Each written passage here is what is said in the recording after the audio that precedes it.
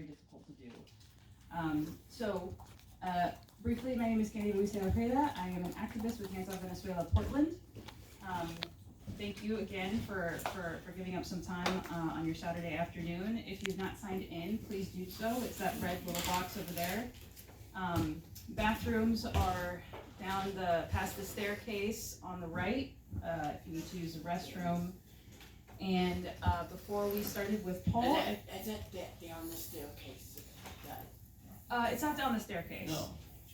Past the staircase. Yeah, pretend like you're walking to the kitchen. So I just wanted to do a brief introduction for Paul. Paul Dobson is a British journalist that has lived and worked in Venezuela since 2006. He is a specialist on the Venezuelan electoral system. He is a regional coordinator for the Committee for International Solidarity and Struggle for Peace, or COSI, and he is involved in a number of political projects and grassroots collectives, from communicational projects to ecological issues, as well as his communal council. He's an ex-tour guide. In fact, he was Dan Shea's tour guide when he visited Venezuela not that long ago, a year ago. Yep. He's an anaconda trapper, bird watcher, and map producer. And he is also familiar with nearly every different region of Venezuela. So if we could give him a round of applause and welcome him. Yeah.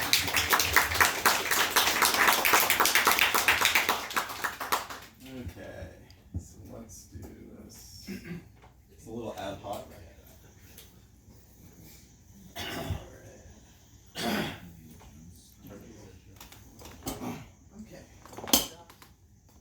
Okay, Paul, can you hear me? I can hear you fine, yes. Awesome. Can you hear me okay? Yeah. Yes. Is the volume good? Yeah. Yep. Yeah. Cool. Okay, well, thanks for being with us. It's awesome that we got the internet connection just in time. So I guess the first question we had was, going into the new year, what are the biggest issues Venezuelans face?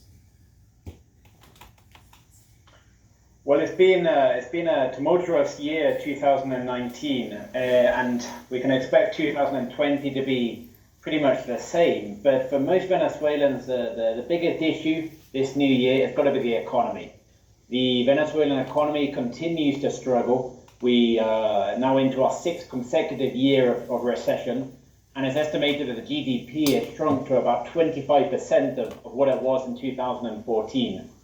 So the main challenge facing everyday life here in Venezuela is inflation, is the disparities between wages and prices, and this is going to be the main challenge which faces the government in 2020. If they're able to sort the economy out this year and bring some sort of stability to the economic situation, then obviously they'll win a lot of supporters back to their camp. But if the economy continues to collapse, as it has done in the last few years, then it's really going to up the pressure on the opposition and on the government to find an alternative solution for the country. Great. So, what does the situation look like on the ground for ordinary Venezuelans right now? This is a very important question, and it's very key to understanding what's going on here in Venezuela, that we challenge the narrative that you read in the mainstream press. I'm sure all of you have read about the shortages here in Venezuela, no? We have to contextualize this. About 4 to 5 years ago, there were rampant shortages in most sectors of the economy and the day-to-day goods which Venezuelans would buy. However, today, in 2019, 2020, the situation has changed completely. It would be fair to say on a national scale that in the food sector, it's about 95 to 97% supply at the moment, which means the shortages are down to less than 5% in the food sector.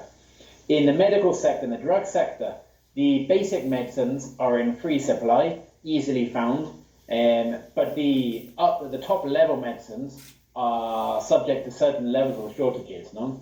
In things like repair parts for vehicles, machinery, things like this, there is a level of shortages, but it is massively decreased from what it was a few years ago. So when you read in Reuters or you read in the Associated Press about the shortages here in Venezuela, this is either outdated reporting, trying to paint a picture of something which doesn't exist here in the reality, or it's basically just wrong, okay?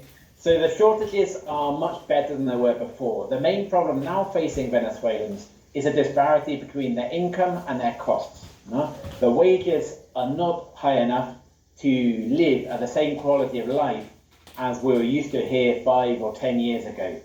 For many Venezuelans on a basic wage, including public employees, minimum wage earners and so on, they have to find a second or a third or even a fourth job to be able to survive.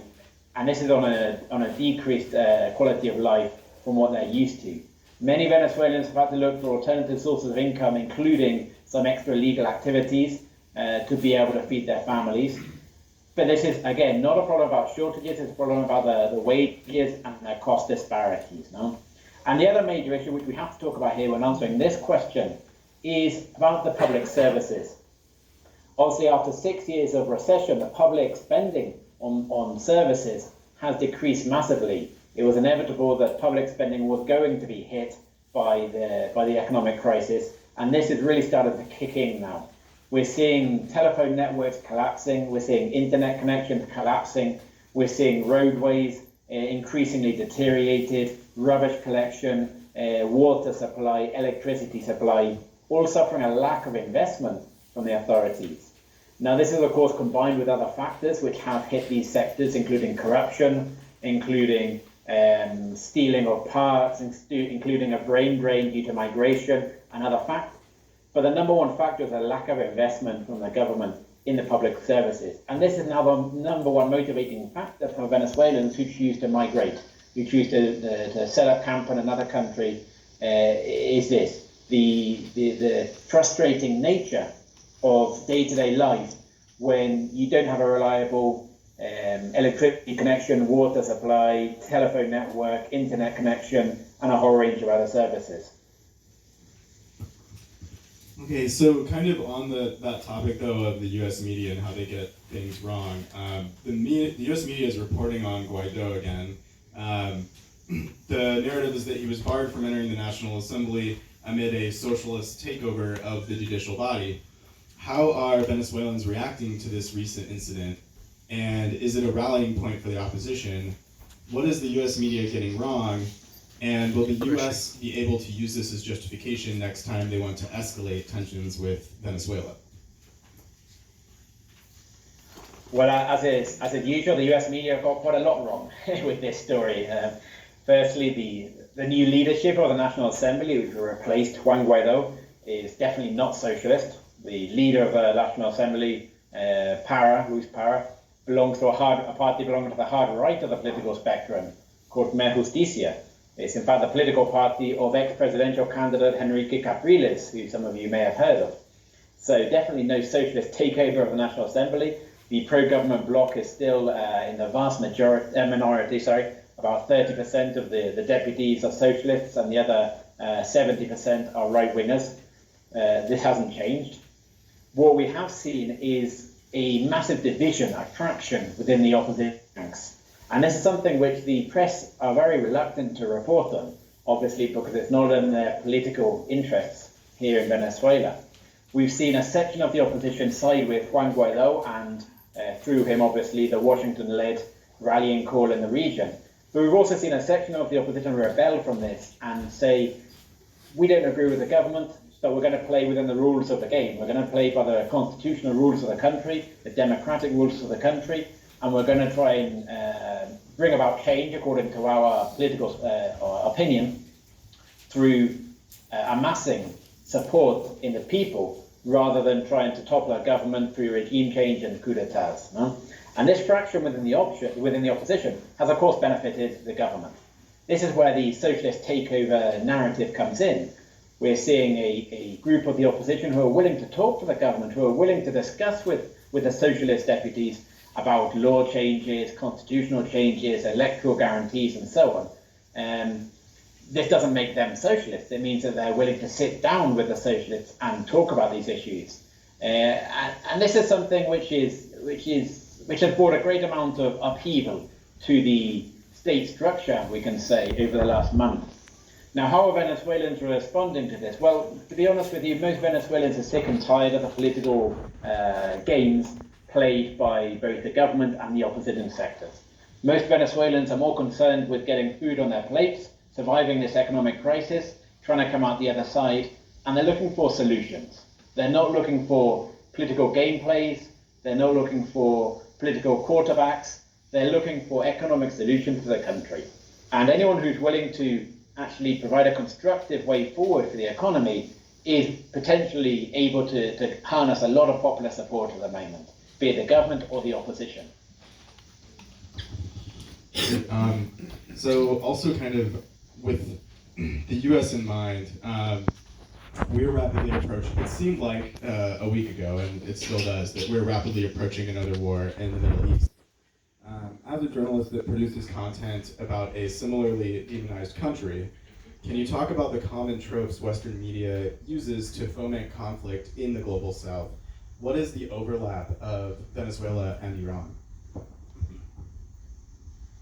Well, the first point I wanted to make clear here is that there are massive material differences between Iran and Venezuela. Anyone who clumps the two into the same group is really showing some sort of ignorance, both in terms of the political situation, the popular support, the material on the ground conditions, the military, a whole range of factors now. But we can, at some point, draw some sort of common thread when we look at the media coverage, as you point out. The coverage by the mainstream media, not just the US media, the Canadian media, the British media, most of the European media, the mainstream coverage, uses word association, uses phrases out of context to try to demonize both countries, obviously to justify some sort of action in the future.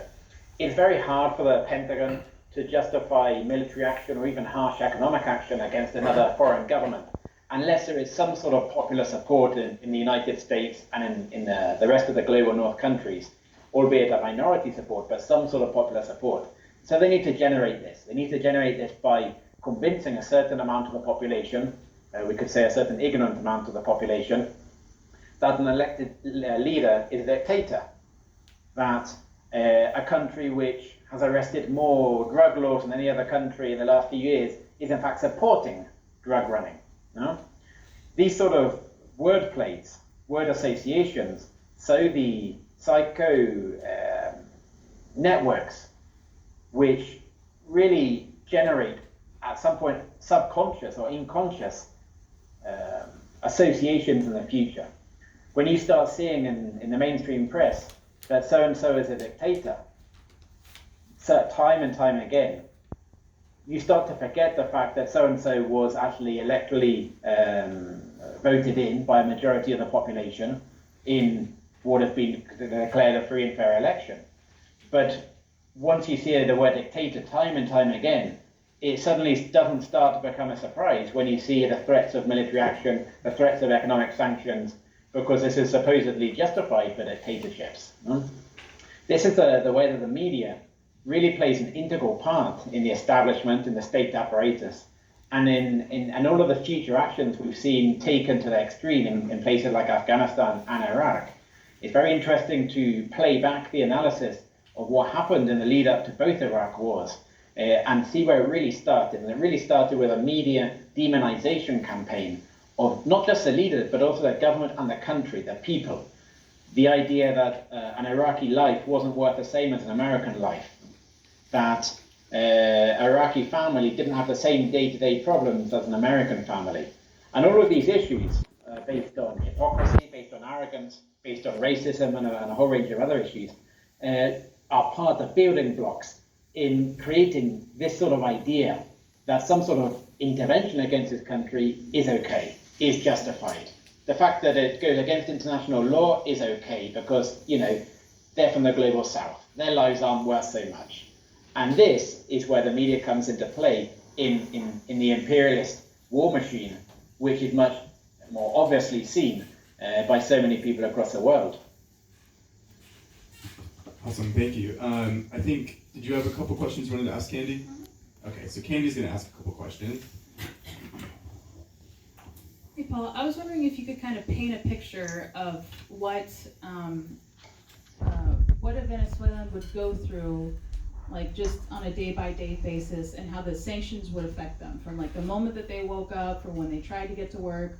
You've written particularly on the access to petrol, to gas, on Venezuela analysis. And so could you kind of help everybody here kind of put themselves in the shoes of an average Venezuelan? Well, you mentioned one of the key words which we obviously couldn't finish today's discussion without talking about: the sanctions, the blockade. I prefer to call it a blockade because sanctions kind of sounds like we've done something wrong. You punish your child because they've done something wrong, in your opinion. According to the American law, or the American way of the Trump administration, I should say, the Venezuelans have done something wrong and have therefore been sanctioned. But we have to question this. Here in Venezuela, the sanctions have had a particular impact, a strange impact. Maybe not the impact that we expected. This blockade, this wide-reaching blockade. The blockade is largely based on threats. There are threats of secondary sanctions against foreign firms doing trading or dealings with any government entity in Venezuela. But this isn't an automatic process.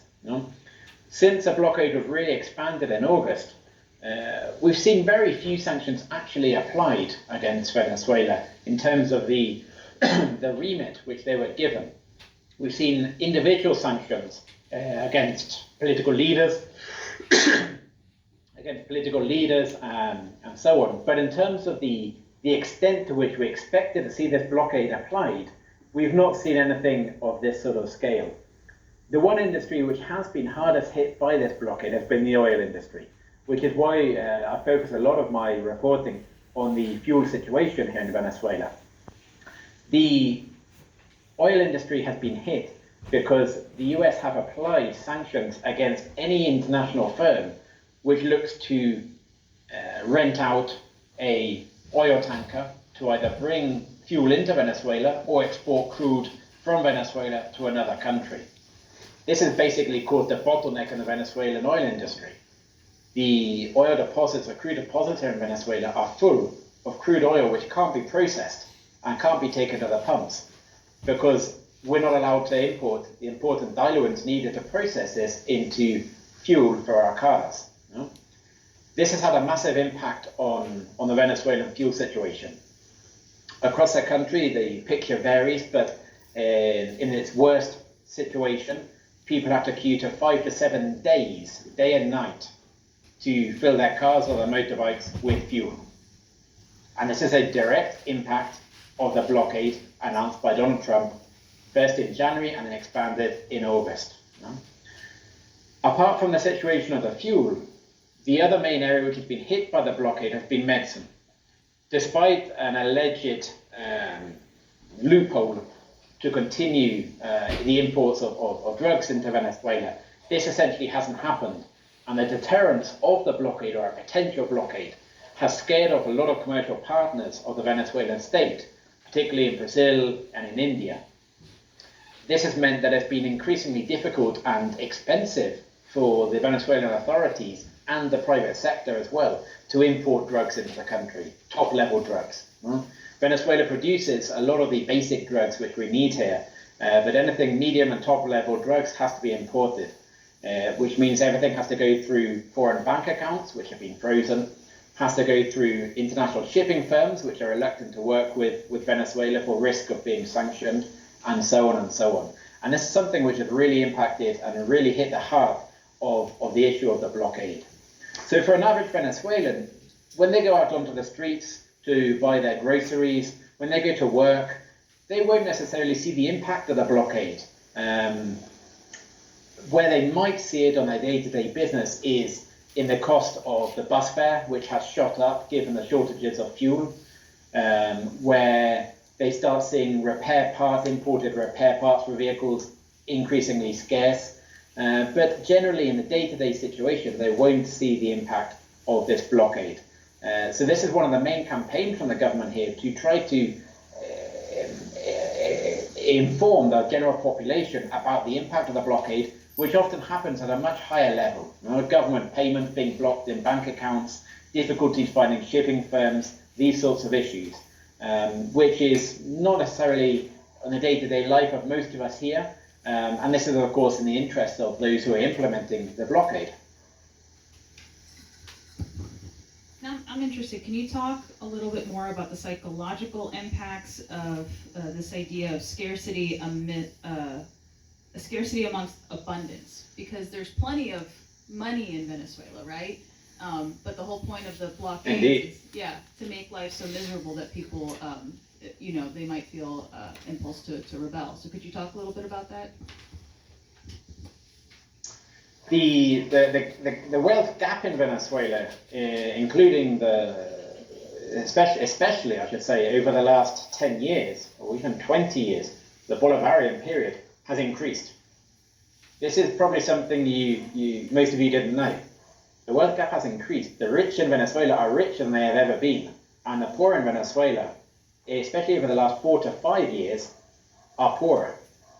It's very common here in Venezuela to go to a top-end restaurant on a Saturday night where they charge you in dollars, and it'll be absolutely packed full. There'll be a queue of people waiting to get into the restaurant. No? Obviously not normal people. The rich people who have dollar income, who have businesses in Miami, who have huge industrial complexes here in Venezuela. But there is plenty of money in the streets in Venezuela. No? The problem is it's not that well distributed. No? These social programs implemented by the government, which look to readdress this, obviously had a very important impact leading up to around 2013, 2014. But due to the economic situation, there have had to be cuts in these programs. This was to some extent inevitable, as I mentioned, talking about the public services. But we could also apply this to the social benefits. The government are making a strong effort to try to limit these cuts as best they can, but cuts are inevitable. So we can really see that for the average Venezuelan, the poor or even lower middle class Venezuelan, the situation, the living standard is much worse than it was before. And this, of course, has had a massive psychological impact. This has led to most Venezuelans, I should rather say, this has been the main motivating factor for those Venezuelans who have decided to emigrate. No? For those who have emigrated, the total figure of the immigration is a little bit cloudy, but for those who have emigrated, there is a significant percentage who have come from the middle classes or upper middle classes. These people haven't emigrated through hunger, through necessity because there are political persecutions. They've emigrated because their quality of life they were used to under the early Chavez years has dropped. Their wage, which they could previously use to go on holiday every month, to go to expensive restaurants every week and so on, now isn't enough to do this. No? And this has led them to look for the same quality of life in other countries, mostly across the continent. But for those who have decided to stay, the psychological impact of this economic crisis has been devastating. We've seen a massive increase in political apathy. We've seen a drop in levels of popular organization in the majority of the country because people simply do not have time to dedicate to political building, to their communal council, to their commune, to their women's group, because they're now working 3 or 4 jobs. No? There are exceptions to this. Some of the major communes here in Venezuela have actually seen an increase in political participation through the crisis, as people are looking for a solution, a collective solution, to try to keep their heads above water. But the general rule has been that people have dropped their levels of participation, which is very worrying. For the long-term future of the political process here in Venezuela and for socialism itself. I just want to say, I like the way that you said that. They're not normal people, they're rich people. I was recently listening to Glenn Greenwald on a podcast say that, for those of you who don't know, Glenn Greenwald's a lawyer turned journalist, and he moved to Brazil, and he now lives there full time with his husband. He writes a lot about Bolsonaro and stuff. His life has been threatened as a result of that. He's openly gay, kind of doing this anti-fascist organizing. Anyway, he said that one of the things that he noticed moving from the U.S. to Brazil is that, Brazil's it's a relevant country. It's the 5th most populous country in the world in terms of trade and international national economics. It's a really important country.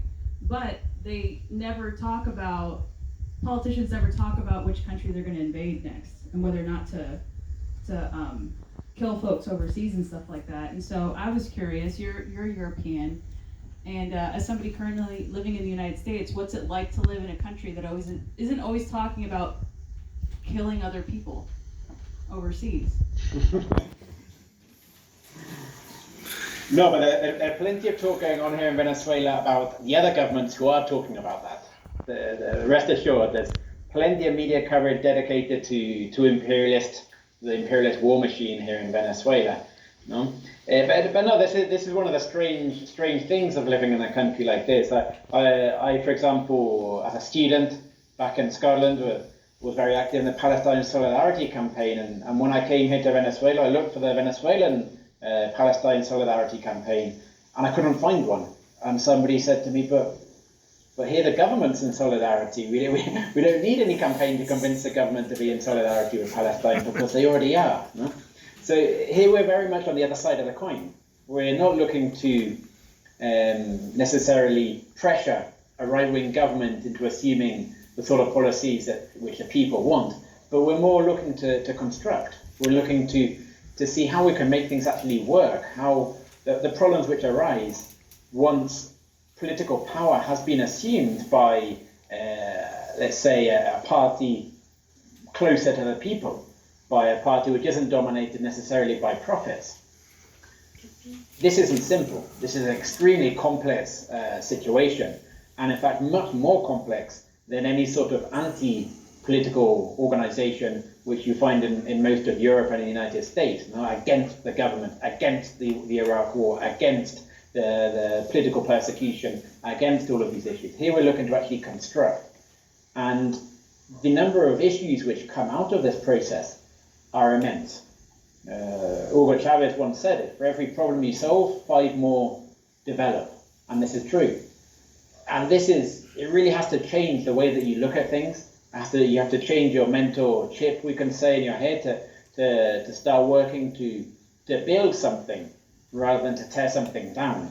And this isn't easy at all. The issues which have arisen, things like corruption, things like brain drain, things like the media manipulation, and all of these sort of issues have forced us to reassess and to innovate to some extent, to find solutions or at least try to move forward in finding solutions to the new problems which the opposing forces, the forces of the right, the forces of big business, the forces of imperialism, present to us nearly on a daily basis. That's extraordinary. This is part of the reason, if I can speak personally, why we work on Venezuela, is that it presents to us a possibility for a future where we do things like that, right? Instead of fighting all the time against our government, we're creating, right? We're problem solving. Because the fact of the matter is, and if we had socialism tomorrow, would anybody in this room know what to do? If you just all of a sudden were in charge, you're like, oh shit, I didn't even think about that. I'm so busy rallying so we don't invade another country. Exactly. Yeah. So thanks, Paul. I think we're gonna, did you have anything else? If we want to put it out to the audience, and I can follow up after that, if anybody has any questions they'd like to ask. Yeah. And as far as that the United States is currently sanctioning Venezuela's, specifically Venezuela's food program, which they've had that Venezuela has had a food program for the people for years. The United States government is now trying to sanction that. Wanting to know a little more about what's happening with that. Yeah, so the question was, there are food programs in Venezuela. The Venezuelan government has a food program a food program, basically a national food program, right, by the Venezuelan government. It's been going on for years, but basically the United States government has just decided to sanction specifically that food program. So if you could talk a little bit about how the sanctions have impacted the Venezuelan food program, the food distribution program. Sure. The food distribution program set up by the government was directly looking to solve problems of disnutrition created by the economic situation that we have in this country. And this has been one of the areas, here we call it the CLAP program, which stands for the Local Committees of Production, Food Production. And this is a community organized program, which is basically about getting a massively subsidized box or bag of food on a regular basis, once a month, once every 2 months, depending on your locality. No? The subsidy for this program is above 95%, so it's essentially free. It's ridiculously cheap when you get this. This has been one of the programs which has been targeted by the Trump administration and their blockade. It sounds horrendous, but it's true. No? Most of the products which come in this CLAP box or the CLAP bag are imported. Contradictorily, the idea behind this program was that it would stimulate local production and the distribution of locally produced goods. This hasn't happened. This hasn't happened at all. Nearly everything that arrives in this program is imported from strategic allies, Mexico, Turkey, Russia, and so on. How has this been impacted by that blockade? The same way that anything else which is imported in Venezuela has been impacted by the blockade, through the targeting of the transport distribution networks and the payments of these goods. Let me give you a micro example. The Venezuelan government signs a contract with, let's say, Mexico to import 20 containers of rice, which will go into the CLAP program. They have to pay for this. How do they pay for this? Any international payment has to go through an international bank. Who controls the vast majority of the international financial infrastructure? Washington. If Washington decides to block this payment, delay this payment, put on extra tariffs on this payment between Mexico and Venezuela, they can do so through Citibank, through Bank of America, through MasterCard, through Visa, through all of these financial institutions based in the United States. The other way they can do this is looking to target the shipping firms. If Venezuela can sign this contract, purchase a good, pay for them even, they have to get them into Venezuela. Venezuela has almost no national shipping firms, which means they rely on other regional partners. Shipping firms have got a massive monopoly concentration in the hands of a few massive firms which control the waters, control the seas. If these firms are scared from doing business with Venezuela because of the sanctions, the embargo, the blockade, then this becomes increasingly difficult for Venezuela to actually get these products into the country. No? So this is how the blockade has really hit this program. Nonetheless, through some very respectful and interesting international relations set up by the Venezuelan Foreign Office, they have managed to bypass these at the moment. The CLAP program has expanded over the last 4 to 5 years in Venezuela. It's now estimated that around 6 million people benefit from this program. But it should be pointed out, as I did at the beginning, the frequency with which this program arrives depends on your locality. If you live in a right-wing sector, you will probably receive this benefit with much less frequency than if you live in a shanty town in a government supporting sector. But it also has something to do with levels of local corruption, of local efficiency, of local government policies, and a whole range of other factors. No? There is, just to finalize on this question, there is an even more interesting program, at least from my perspective, which are the programs that are starting to develop through the communes. These are completely autonomous food subsidized programs, autonomous from the government infrastructure, autonomous from the government corruption, government bureaucracy, legislation, and so on, which are basically focused around bartering or exchange of goods between different communes, different communities. One community produces cheese, and they exchange this cheese with a different community which produces clothes or rice or coffee or a different good which is in requirement. You know? These sort of programs are increasing. They're obviously massively limited still because of the level of popular organization in the communes, but between the communes in the country which are best organized, these programs are increasing.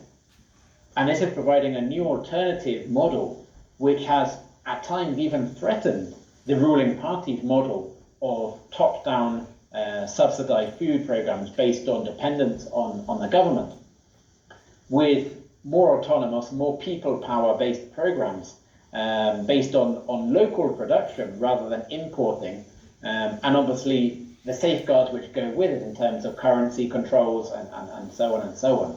So I would recommend anyone who's interested in this sort of issue to look up things like the Pueblo a Pueblo food exchange system here in Venezuela. Venezuela Analysis has just brought out a very interesting new video, the first part of a new series of videos based on this, on the communal exchanges and the communal response to the economic crisis here in Venezuela. And again, this is something which is challenging the traditional political bureaucratic model which is currently dominated by the Socialist Party.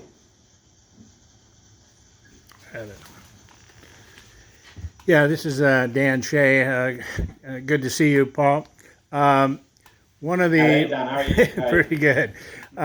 One of the things that was happening when I was there was also urban farming that was beginning to start up, taking the Cuban model to work on food security. But when you also mentioned the idea of these delegations coming there, we're curious about how people with the blockade, with the sanctions, how people can travel to Venezuela. What kind of difficulty are people having to come and see for themselves? For American citizens, it's difficult now. I mean, you're both aware of that. You remember your visit here last year, the problems you faced getting visas, getting flights. The blockade has extended to flights. There are almost no American carriers now running direct flights to Venezuela. Due to the break of diplomatic relations, there are actually no Venezuelan embassies or consulates working in the United States, so any sort of visas which are going to be emitted now have to go through Canada, creating bureaucratic problems and time delays. But beyond that, very few problems at all. I would in fact encourage everyone who's at your event tonight to come to Venezuela. Come and see for yourselves. Don't even take my word for what the reality on the ground here is. Come and see for yourself. And I'm pretty sure, as you did, Dan, you'll go back with an entirely different opinion from maybe the one which you've seen in the press, even some of the more centrist press and media outlets about Venezuela. What you'll learn from being here in Venezuela and seeing for yourself is worth much more than reading books and news articles on the web about Venezuela. No, as American citizens, you were and you would be again if you came here. You would be greeted with open arms. As soon as you tell everyone that you didn't vote for Trump, then you'll be greeted with open arms. And the Venezuelans have a massive amount of solidarity with the North American pressure campaigns. People here are very aware about what's going on in the United States, about the issues which are important to you in the United States as well, the race issue, the economic problems you have, the homeless problems you have in the United States. People here in Venezuela are massively aware of the campaigns you run in favor of peace in Venezuela. What happened in the US Embassy last year, the upcoming trial this year of the activists who were left in the embassy. These are all issues which are covered here in Venezuela extensively. So there are no cultural barriers for you to come to Venezuela and see yourself what is going on. In fact, next week, there is a huge anti-imperialist gathering here in Venezuela. I don't have the exact figure, but there will be thousands of people across the world in Caracas next Wednesday, Thursday, and Friday for an international anti-imperialist gathering, which will look to examine the nature of imperialism, not just in Venezuela, but across the world, and what we can do as a people to combat it. No? So this is a very important element, and as is the organization and the work that you do there in Portland. Please don't ever lose sight of the fact that your work isn't going ignored, that you're not shooting into a barrel.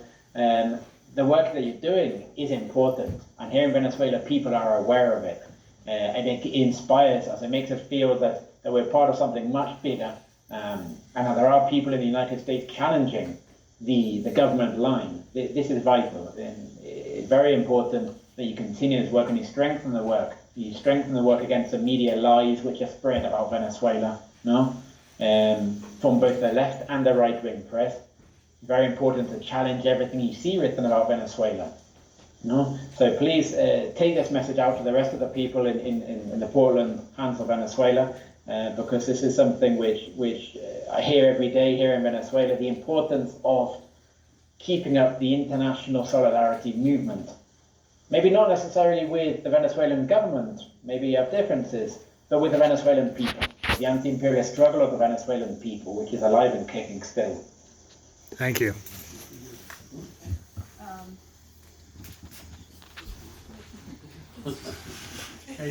Hey, Paul. My name is Mike Hasty. I'm a friend of Dan. I'm a member of Veterans for Peace, also a Vietnam veteran.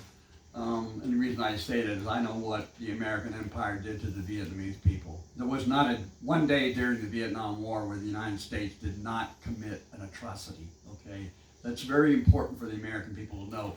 My thing is there a move in Venezuela and certainly other countries that to become more independent, because globalization is strangling countries like Venezuela because empires can control everything. So is there a move for Venezuelans to become more self-sufficient? You know, let's say an example would be like, okay, let's say they manufacture an automobile. All the parts are made in Venezuela, so you don't have to have these parts shipped in.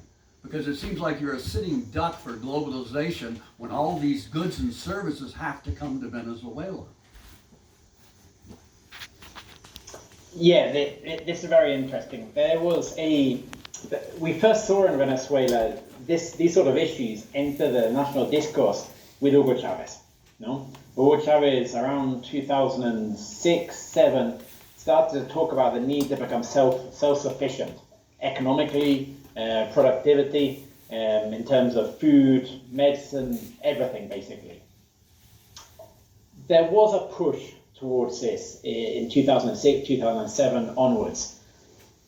Around 2013, 2014, when we saw the economic crisis really start to kick in here, unfortunately we saw that a lot of what was in the discourse of Chavez at the time had not been translated into effective policies. No? Mostly by the ministerial teams, by the local government, and so on. But we were no closer to self-sufficiently in 2014 than we were in 1999, essentially. Given the extent of the current economic crisis, because unless any of you have lived through 6 years of continuous recession, it's very difficult to actually explain the extent of 6 years of economic recession for a country. Given this, we are now starting to see, hopefully, a more concentrated and effective move towards self-sufficiency. The issue has returned, obviously, to the public discourse of Nicolas Maduro very quickly after the economic crisis started to kick in. And the extent to which this has now been translated into effective policies, we're still waiting to see. Hopefully, the current government would have learned the lesson from the mistakes of the Chavez era in this respect, and will actually be doing something more concretely. But there are definitely government initiatives, at least programs, we could say, to move towards, or rather to break with international financial infrastructure such as Visa. There is a program to break with Visa and set up a Venezuelan or a regional card transaction payment system which doesn't depend on the financial infrastructure of these financial giants. No? We've also seen efforts to try to retake control of areas including the food production, internal transport, and things like this. But they have been limited so far. No? Another good example is a question of the fuel production. As I explained before, to process crude oil, which Venezuela has plenty of, into fuel cars, you need to add a certain number of chemicals. It's a process. No? One of the key chemicals is a diluent which is needed. This diluent is currently produced by Citgo. No? Since Citgo was taken out of Venezuela or the national government's hands, and essentially expropriated by Trump and his people, Venezuela now doesn't have access to this diluent. No? The obvious comment following this analysis would be, why isn't the government setting up factories here in Venezuela to start producing this diluent so we can start processing our own crude oil and supplying our petrol stations or our gas pumps, as you would say, without the necessity of bringing things in from the outside? This hasn't happened. This hasn't happened. No?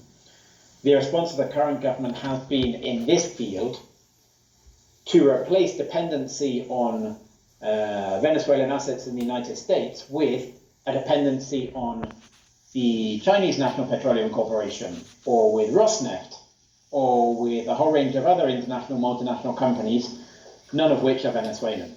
No? This is one of the major criticisms which is coming at the government at the moment from the left-wing sectors, from the grassroots revolutionaries. No? They have to some extent replaced import dependency, not just in these sectors, but in a whole range of other issues, medicines, drugs, food, processing parts, and so on, replaced an import dependency with a different import dependency. But the model is the same. Very few sectors could be identified where there has been a genuine, concrete, touchable move forward to self-sufficiency and connecting the productive chain. And this is something which, at least in my opinion, the government really have to start working towards, because there's no good having 80% of a productive chain of a good based here in Venezuela if the 10-20% which is missing still has to come from outside. This is what is happening, for example, in the agricultural sector. Where I live is the largest agricultural sector in Venezuela, the state of Merida.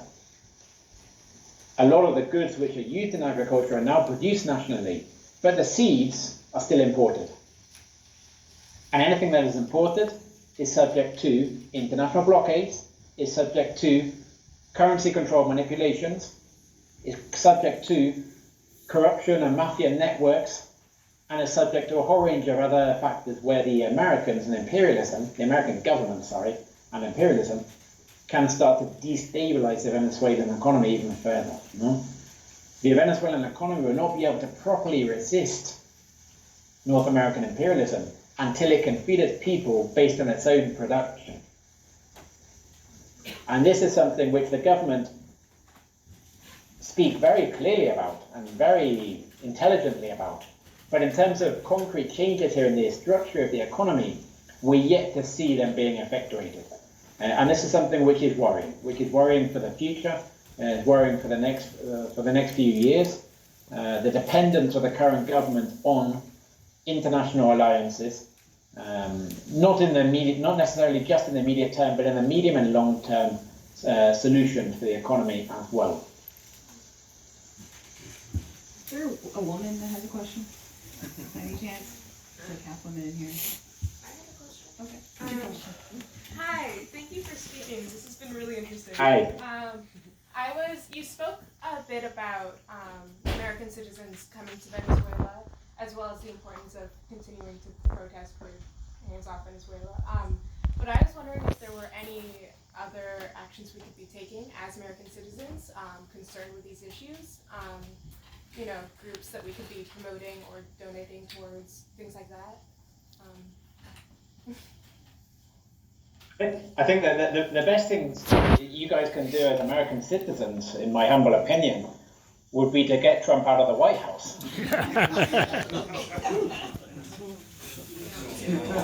It's not that easy, I know. But that would help. That would help a lot.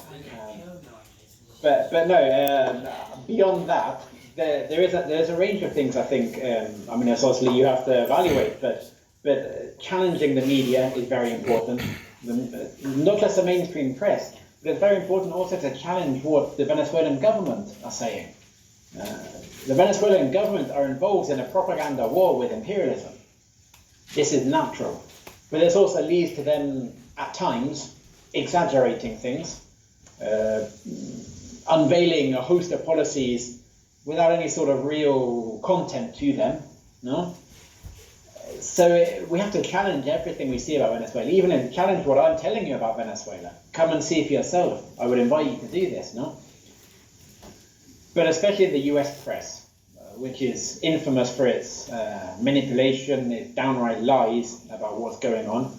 It's very important to try to challenge this from the United States. Equally, there's a whole range of sources you can use here in Venezuela to inform yourself. Obviously, Venezuela Analysis is one. There are other English language sites up and around as well. Any of you who speak Spanish obviously have the advantage of being able to access a whole range more materials. If you have any specific questions in the future about anything you see about Venezuela, then I'm happy for Candy and Dan to share my contact. You're welcome to buzz me and ask me. You know, we heard about this. What's actually going on? Is this true? Did this really happen? You know, what's behind this story? No. But generally, it's about popular organisation. It's about yourselves as fellow citizens forming a collective and doing all the political work which goes with this. You know, be it protests, be it challenging the media line, be it organising a delegation, be it collecting drugs to send as a solidarity offering to the Venezuelan organizations. Bear in mind that here in Venezuela, because of the economic situation, any sort of people-funded or people-organized political group here is struggling to purchase anything which they need for their political work, from a flagpole to a projector to anything like this. There are organizations which are setting up banks for solidarity donations of drugs and other goods, which are unpurchasable here in Venezuela due to the prices and so on. So anything like this is important, has an impact. No? Don't think that if you make a $5 donation to Venezuela Analysis, this has no impact. No, everything like this has an impact on the level of political work which all of the collectives here in Venezuela, which receive these sorts of this sort of help, can do. No. And lastly, on social media, the battle on social media is ferocious. Social media, at least here in Venezuela, I'd imagine in the United States even more so, is heavily controlled by right-wing activists and bots, computers, and so on. So the work you can do on social media is important as well, to start challenging the sort of lies which are circulating and massifying, because this is the role of social media. It takes one lie and it starts massifying it through automated computer tweets or Facebook posts or whatever. And when it suddenly hits a certain thousand number of retweets or reposts, it becomes a truth. No? And this is a key part to the new way in which the media is starting to manipulate the reality in the minds of people in the rest of the world. No? As I talked to before, to justify future actions. So this is something which is invaluable for you to do, and something very simple as well. From any part of the world, you can help us here in Venezuela in this battle. I think we have time for one more brief question. Molly. I'll just repeat it because Do I speak to you or to you? yeah, just anywhere. I really got, please be too, I really got it. Molly? The U.S. Congress recently passed a bill in December referred to as the Venezuela Truth Act of 2019, allocating $400 million to Venezuela for democracy promotion and assistance, development of independent media, humanitarian relief, which all sounds rather ominous. I mean, it's referred to as hybrid war. I wondered if Paul could comment on that legislation. Did you get any of that? I hope you can So yeah, could you just repeat? Yeah. So what was caught about half of it, but. Okay. Molly was asking if you could comment a little bit on the Venezuelan Truth Act that was talked about. Was it passed? It was passed by both houses on December 16th and then went to Trump for signature. I would assume he signed it, but I don't know that for sure. Okay, yeah, the Venezuelan Truth Act that, you know, under the guise of humanitarian assistance, democracy, whatever, allocated a substantial amount of money to unseat the current Venezuelan